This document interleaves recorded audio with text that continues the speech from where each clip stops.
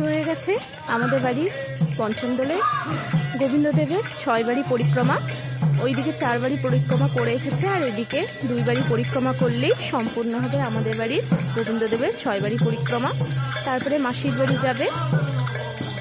যাই হোক, এখন আসছে আমাদের দিকে।